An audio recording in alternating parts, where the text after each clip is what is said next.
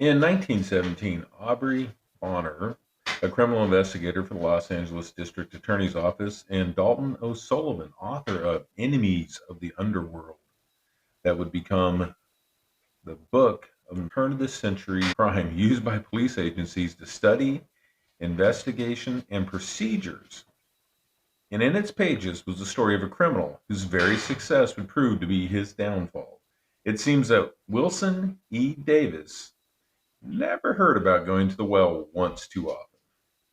Welcome to History is Criminal. I'm your host, Mick Biddick. With me is the beautiful, unqualified, unapologetic, my wife, Kimberly. So, Kim, are you ready to jump back to 1914 LA and the story of a tough SOB and possible moron that might have been a serial killer? A story featuring a man who thought consequences was just a word other people had to worry about. Let's time travel back to LA, where the streets were dusty, the crime was messy, and the men, well, were apparently not that bright. By all accounts, Wilson E. Davis was at best a liar, thief, and a killer, and maybe a war hero. He was born around 1839 and joined the Army in 1860 as a private on the eve of the Civil War. Serving as a sharpshooter, he was actually shot in both hips, giving him a slight limp for the rest of his life. According to him, he rose to the rank of captain by the end of the war, but that was never confirmed. It seems he spent years following the war wandering around the West like many Civil War veterans, both Union and Confederate. Then he shows up in the historical record in 1890 Utah, where he was looking to get into ranching. While successful at first, he would end up having to leave Utah and head further west. When he rolled into Sawtelle, California at the age of 72 in the 19 teens, he was fleeing from a bad reputation. In Utah, it seems he had spent some time in, for now we'll call it jail, for his part in a range war between cattle rustlers and ranchers. In the fracas, he was charged with killing three men. But in the strange world of Wild West justice, he only ended up doing 8 months because the men he killed had even worse reputations than him. He was basically the Wild West version of it's complicated. And honestly, if your resume starts with shot in both hips and ends with fleeing Utah at age 72, you probably made some questionable choices along the way. We'll see. He's going to make a lot of questionable choices. To see what happened, we're going to have to jump back to 1890 Utah with the aid of Mike Milligan's book, Westwater Lost and Found. The story gets a little complicated. Then Davis just up and shooting three bad men. The three men had worked for Davis on his ranch in Grand County, Utah, doing odd jobs and helping Davis build beehives. The beehives are important. They'll come back. Charles Brock, Charles Dussel, and William Mueller, all German immigrants, lived in a shack on land claimed by Brock near Davis's homestead. They had often helped each other when the work called on more than one hand. Davis had first met Brock's acquaintance while Brock was in jail for cattle rustling, which makes at least the first part of the story somewhat predictable. Davis and Brock's relationship started to sour and turn on a dark path when Davis stopped by Brock's shack to find a quarter of beef hanging. Seeing the nearby hide, Davis realized that the animal in question was one of his. He left a message with Mueller that Brock had better stop stealing from him or he would do something about it. What Davis didn't know at the time, but we'll find out later, was that Brock had stolen a lot of other ranch supplies from him. The three men, referred to in Milligan's book as the Brock Gang, supposedly discussed various ways to get rid of Davis. It was shortly after this that Davis came home to find his fence busted, a post and land burned in what looked like an attempt to burn him out. They also made the mistake of stealing what must have been an extremely large amount of honey. So much honey that it left a trail that Davis and a man named Frank Grant were able to follow back to Brock's shack. Stealing that much honey? Enough to leave a Hansel and Gretel trail straight back to your front door. That's not a criminal mastermind. That's the Winnie the Pooh rap sheet. While staking out the shack, Davis heard the men talking about leaving the state. So he decided he would approach the men and try and get payment of some type for the damage and the honey instead of getting the sheriff involved. At least that's Davis's story. Davis approached the shack and had Grant stay back. Dussel was in front of the cabin, stoking the fire with a large club-like stick. Mueller was inside, getting dressed, and Brock was somewhere wandering in and out, apparently trying to get a team of horses ready. Grant was the only living witness aside from Davis to tell what happened next. What he told, and Davis confirmed, was that an argument ensued. Dussel charged at Davis, swinging a large stick. Davis drew his pistol and fired in the air in an attempt to warn Dussel off. But then a shot was fired from the shack's window. Firing a second shot, this time not in a warning, Davis hit Dussel in the head. Davis was not interested in fleeing to the safety of cover. Instead, the Civil War vet charged the cabin. Mueller, who had fired the shot from the window, crashed out the door, rifle in hand. But Davis was quicker and placed a round in Mueller's head. Unlike Dussel, Mueller would take 24 hours to die from his wound. Brock, for now, was a no-show. Davis and Grant then started the long walk back to Davis's ranch. Shortly into their walk, Brock approached. Davis tried to tell his side of the story of what had happened, but Brock didn't want to hear, saying something to the effect of not wanting to hear from a son of a bitch like Davis. Davis attempted to block Brock's path, who was returning to his cabin. Yelling if he could get to the cabin, he'd get his rifle and kill him. He then charged Davis on horseback. Drawing his pistol, Davis fired, hitting Brock just above the hip. When Brock continued to charge, Davis fired a second shot, hitting Brock in the head at a distance of about 30 feet. Davis and Grant then reported the shootings. Brock announced his murder plans out loud and then charged the guy on horseback like a budget action movie villain and somehow still thought he'd win. Honestly, the only thing missing here is a narrator saying, and this is where Brock realized he had made a terrible mistake. You know, in my head, that should be Morgan Freeman saying that. That's who I heard too. Yeah. And Brock could make. I can't do Morgan Freeman. Not even try. I didn't try. The sheriff rode out to the shack and saw for himself what Davis had done. Mueller, still alive, but died before he was able to give any information. While the scene supported some of what Davis and Grant had told the sheriff, there were still some questions that would have to be answered by a jury. At trial, it was proven that the Brock gang had stolen honey and broke and burned the fence. It also came to light during the trial that Davis had killed a man earlier in Ashley, Utah, in what was called self-defense. There was another shooting he was accused of, but that one never came to trial. Then there was also an accusation of rape in Colorado. So in other words, Davis had a pretty checkered past that there's not a lot of information on. But despite this, Davis seems to have won over most of the people who witnessed the trial. The Salt Lake Herald stated, quote, Captain Davis does not impress us as a disagreeable or quarrelsome man. On the contrary, he is a very gentlemanly appearing fellow, and will make friends wherever he goes. Of course, as long as you don't touch his honey. Only in the Wild West could a guy walk into court with a history that reads like a true crime starter pack and still charm the crowd.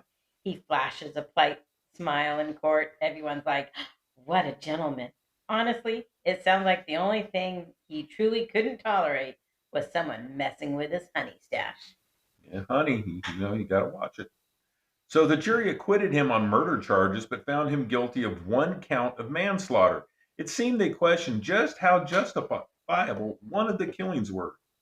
The distance and the fact that no weapon was found near Brock didn't work in his favor. There was also some confusion about his 8-month sentence. The paperwork ordering his incarceration had the words Utah Penitentiary crossed out and replaced with Grand County. So the Moab sheriff, M.H. Darrow, simply kept Davis in his house for 8 months. This was only discovered when the sheriff sent a bill to the county asking for reimbursement for room and board of the prisoner. The concern wasn't about a killer housed in a residential home in place of prison, but who was responsible to pay the sheriff back. Gotta hand it to Davis. The man had so much charm he convinced a whole sheriff to turn jail time into an 8 month sleepover.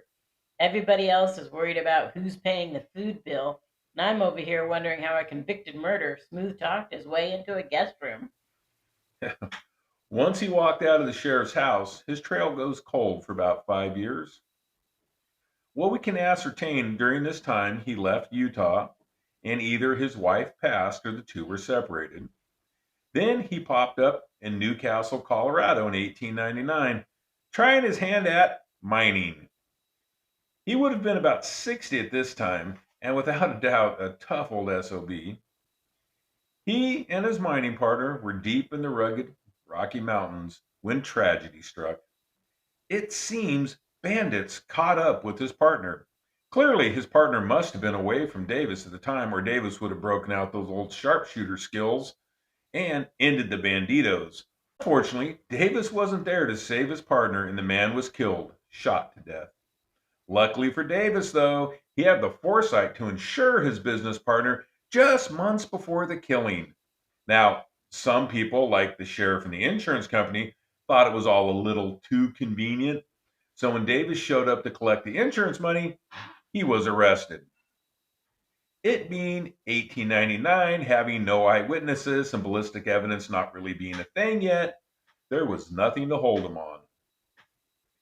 Davis seems to once again vanish from the historical record until popping up in Sawtelle, California, where our story started. There, he was in the photography business with William G. Wheeler, and Wheeler was about to be the victim of a horrible accident. Let me guess. Does this accident just happen to have a Davis shaped shadow standing nearby? Pretty much. A great number of aging Civil War vets had moved to Sawtelle, California in the early 1900s. This likely made Captain Davis feel comfortable among men with common life stories. The sunny Southern California weather would also be nice for their old bones. Sawtelle was an up and coming community that had just been connected to Los Angeles by a tram in 1901, so downtown LA was just a quick 15-mile ride away for anyone who needed to go into the city. It would have been a great place for Davis to live out his golden years. He was even able to go into business in a photo studio in Long Beach, although the business was later moved to Sawtelle, closer to the cottage the business partners shared. On the 1st of January 1914, a fire swept through the cottage that Wheeler shared with his business partner, the now 73-year-old Davis. It had been just one in a series of mysterious fires that hit Sawtelle. I'm pretty sure it's Sawtelle, although sometimes I'm putting an R on the end of this. We're going to go with Sawtelle in 1913. To many, this just seemed like the latest run in questionable combustibles. While the fire was dying, the neighbors reported that Davis arrived on the scene with singed hair and a singed mustache. When asked about it, he said it must have happened the day before when he was lighting the gasoline stove. Now, I can think of at least a few reasons that a gasoline stove is a bad idea, but in the late 18 and early 1900s, they were actually common and were used as an alternative to coal or kerosene. They did have a tendency to blow up, which is probably what led to them being largely falling out of use by the 1930s. At this point, the man could stroll out of a burning building carrying the matches, and folks would still nod politely. Oh, yes, tough luck. When the fire was finally suppressed, the body of William Wheeler was discovered in the ruins. Suspicion fell squarely on Davis, and he was arrested on the spot on charges of murder and arson. In addition to the singed hair, a paperboy had reportedly seen a man matching Davis's description leaving the fire. As for an alibi, Davis had said he had spent the night at a rooming house in downtown LA and had just returned when he came upon the burning home. Unfortunately, he couldn't remember the name or address of the establishment. But with little more to go on than a paperboy sighting someone in the dark in the early morning hours and some burnt hair, Davis was released on a lack of evidence. 3 days later, a second home burned down, killing Civil War vet David Yarlott. The circumstances of both fires were very similar. In both, the room in which the victim was located had burned very quickly, while the rest of the home burned very slowly. It is possible that this was due to the presence of, again, a gasoline fueled stove, but dousing the room with kerosene would have had the same effect. It was also determined that many of the fires in Sawtelle could have been extinguished quicker, but the fire equipment had malfunctioned. In the case of the Yarlott fire, it was discovered that the equipment had been tampered with, and a wrench reportedly belonging to Davis was discovered near the firehouse. In addition, several people would testify seeing Davis in the vicinity of the firehouse just before the Yarlott fire. So another house burns down. The fire equipment magically malfunctions, and a wrench with Davis's name practically engraved on it is lying nearby. Can he charm his way out of this one? Other things started to raise some questions too. Davis had Wheeler buried very, very quickly. While not unusual, the fact that Wheeler had a nephew in the area, Edwin Cook, and the burial took place so fast that Cook was not notified of the burial until after the fact, nor did Cook have the time to inform relatives living in Missouri about the death before Wheeler was in the ground. It was also discovered that Davis had, surprise, taken out insurance policies on both Wheeler and the cottage. Wheeler was insured for around $3,000, about $90,000 in 2025 dollars, with a double indemnity clause in case of accidental death, and the home was insured for 500. While that only comes out to about 1,500 in 2025, that would buy a couple acres in 1914 Sawtelle. Both policies had been taken out in the months leading up to the fire. Getting an order to exhume the body of Wheeler, an autopsy was performed. Some interesting discoveries were made. Wheeler's arms had been burned off.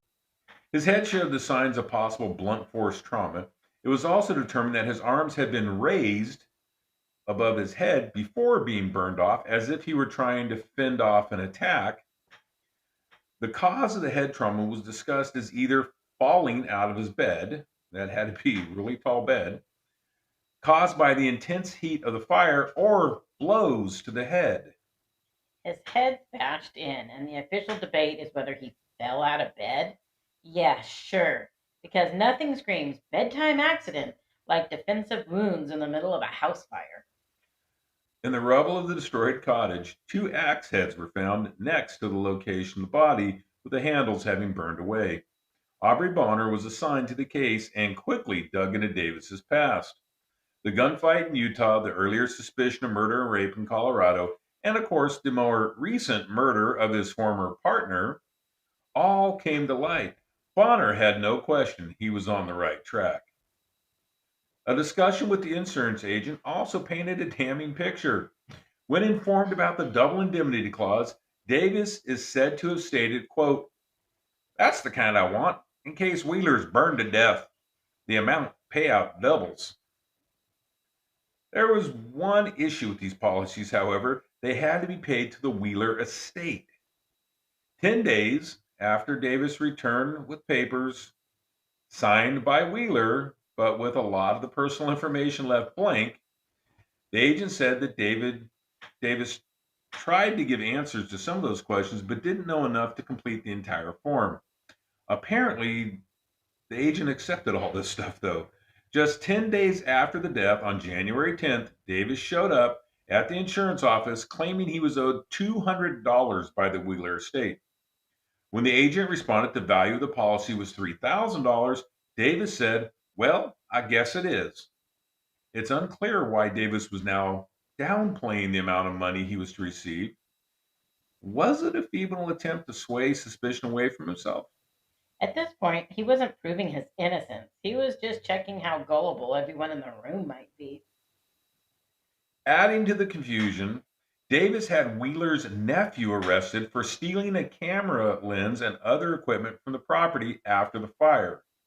This case was quickly dropped due to a lack of evidence, but before leaving the court, Cook publicly accused Davis of having murdered his uncle. It would later turn up that the property Cook was accused of stealing was in possession of Davis all along. Rumors circulated that Davis had been removing valuable items from the home in the weeks leading up to the fire. When Davis returned to the insurance office to claim the $500 for the structure, Bonner arrested him. This trial would have two firsts. He was the first murder suspect in California defended by a public defender, and the first murder suspect defended by a woman. Georgia Bullock was part of his defense team. Now, part of the defense strategy would hinge on the idea that, quote, the psychology of old age is scientifically against the commission of crime. In other words, old people can't commit violent crimes because they've mellowed with age. The classic defense. Your Honor, he's too old to kill anyone.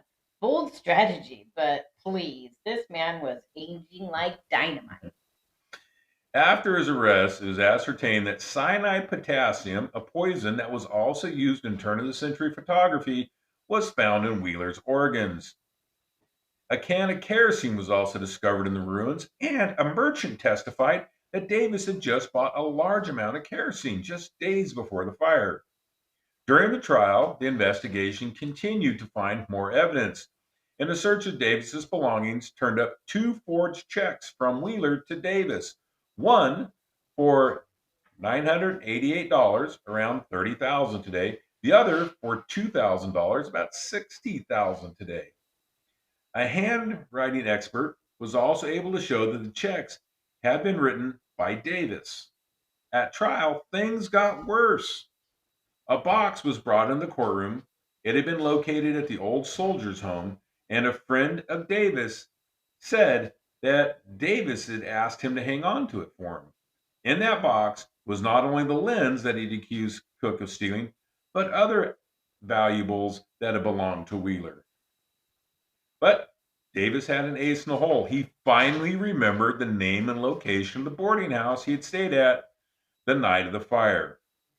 His name was entered in the registry as D.E. Wilson, his own name reversed.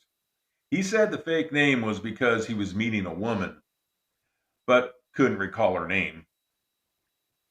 The same handwriting expert that had testified the forgeries verified the writing was, in fact, that of Davis. So how could he have been in two places 15 miles apart at the same time? His alibi looked like it was going to save him. He always has a convenient alibi, just enough to make people hesitate and wonder. The evidence showed that he was a swindler, maybe a thief, but if he were in LA when the fire started, he was not guilty of arson or murder. Bonner had to figure out how Davis could be in two places at once. And it would be the new technology of the electric tram that made both his crime possible and proved his undoing. In the hours between midnight and dawn, the first tram ran from LA to Sawtelle. At that hour, only regulars rode the train, mostly newspaper workers who had just put together the morning's edition. So when a stranger rode the train at early morning hours of New Year's Day, which you would think the train would be full on New Year's Day, but apparently, I guess they didn't party till like 3 o'clock in the morning back then on New Year's Day. It was new. Maybe people were still afraid of it. That's true. In the early morning hours of New Year's Day, the conductor and regulars noticed when he rode the train back to LA and then shortly hopped on a train heading back to Sawtelle, he was again noticed. They very well might have just written this off, but then they saw the man's picture on the front page of their papers. It cleared up the timeline. Davis rode the train from LA to Sawtelle, killed Wheeler, started the fire. Then, as it spread, he rode back to LA, then hopped on another train back to Sawtelle in time to show up as the fire died, complete with singed hair and what to him seemed like a great alibi.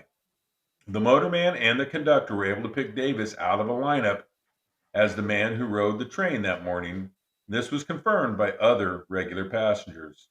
Let me get this straight. He allegedly rides back and forth on the train, commits murder, sets the fire, and somehow shows up with perfectly singed hair as his own alibi. Impressive. If you're writing a Wild West action thriller. On the 17th of May, 1914, Wilson E. Davis was convicted of first-degree murder and sentenced to life in Folsom Prison. So what, 9 months?